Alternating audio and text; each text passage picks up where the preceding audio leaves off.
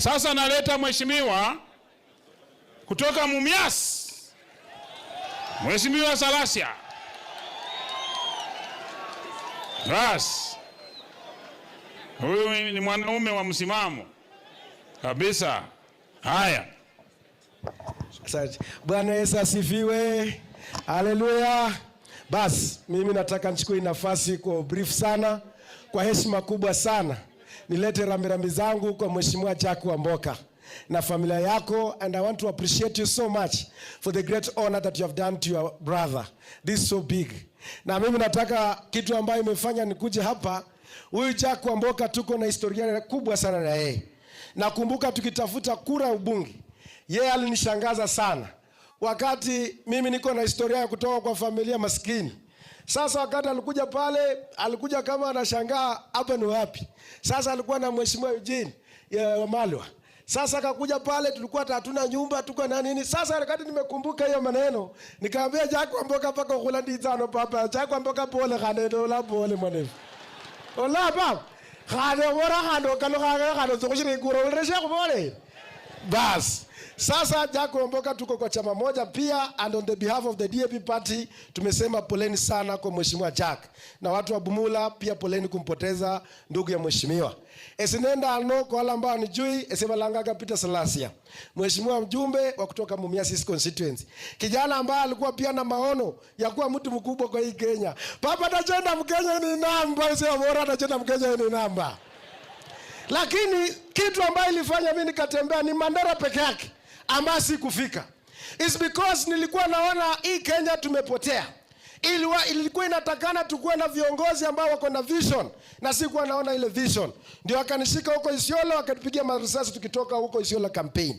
Na ndio nilikuwa naangalia mambo ya tuko saa hizi na mambo ya Linda Mwananchi. Nimewaambia sasa Linda Mwananchi pia nyinyi mzunguke pia venye mimi nilikuwa nazunguka.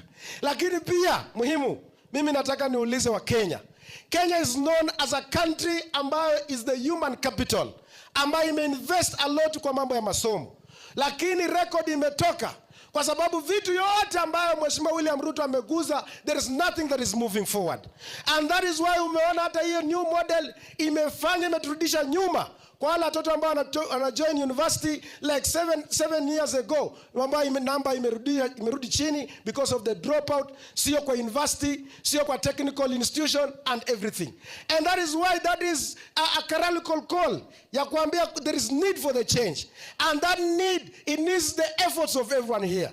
Lakini kuna adui mkubwa ambaye anaenda kufanya huyu jamaa arudi tena angamize nchi yetu ya Kenya. Na huyu adui ni mmoja. Adui ni kitu ambayo inaitwa the pride. We must, all of us, the leaders, accept to bring down the pride. If we bring down the pride, we are going to say where the injustices, where the justice is going to say who is the presidential candidate, what the united opposition. Alafu sisi wote we go up behind hiyo ndio tutafaulu. Lakini tusipokuwa na pride, tunaongea huku na kule. Wengine wanasema lakini wanaongea kwa mtu on the behalf of someone else. Sasa tutatengeneza mirengo miwili. Tutakuwa na mrengo united opposition na tutakuwa na mrengo wa Linda Mwananchi. And there's no need to confuse Kenyans. Kenyans sahi wanataka straight, and politics is like an open book. You must tell Kenyans, this is what I want. I want to tell my brother venye tumekuwa hapa. Mimi wanasema nachukia Mwananchi. Mimi ni mtu wa kusema ukweli. Niliwaambia wakati mimi niliwaambia huko nikapigwa kule Nyayo, kwa sababu nilikuwa najua hii broad based hii itatuletea shida. Na nikapigwa huko Nyayo Stadium pale, because nilikuwa naona hiyo ODM inatuweka mbali. Nikamwambia ndugu yangu, toka kwa hiyo ODM mapema kabla ya kumalize. Sasa saa hii ndio nimeona Majimba ameambia Sifuna toka huko kwa ODM. Na sinada mabora mapema, baba nenda mabora mapema. So, mimi nataka leo mkikuja hapa, Didmas, rafiki yangu sana, leo nataka utulie kwanza, na mimi ukitulia leo nitakupigia debe kwa governor hapa. Nataka utulie, ndege isipite kwanza hapa kwanza. Sasa nataka utulie, nataka nisikie kwa viongozi ambao wanakuja hapa. Huyu mheshimiwa anatembea can be a presidential candidate, can be a president. Huyu Sifuna can be a president. Hanazana na president na chenda Kenya inamba. Sasa we must accept, hata Eugene Wamalwa anaweza kuwa president. We must accept today ya kwamba mwelekeo ni huu. Mborobi kwele bana befu.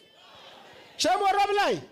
Lana ndio nyango abantu betano natembea atuambie 2027 anasimama gani. Eugene amesema yeye pia yeye huko juu. Sifuna akikuja hapa atuambie yeye leo kwa sababu tuko na miezi mawiki mawili kufika kwa mwaka election, atuambie anasimama, kama anasimami aungane na sisi kwa United Opposition 20 mbele. Papa ndaka na kwa kambera.